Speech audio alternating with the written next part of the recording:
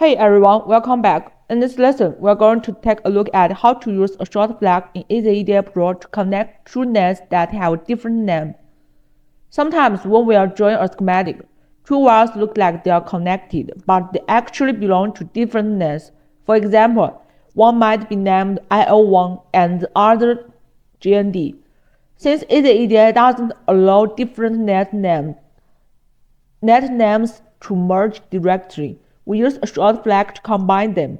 To place a short flag, you can either click Place in the top menu and select Short Flag from the drop-down, or just click the short flag icon directly from the toolbar at the top.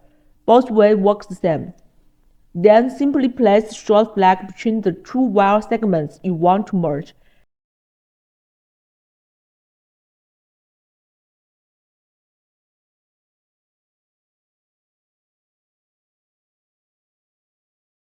After that, you can check the net list on the left.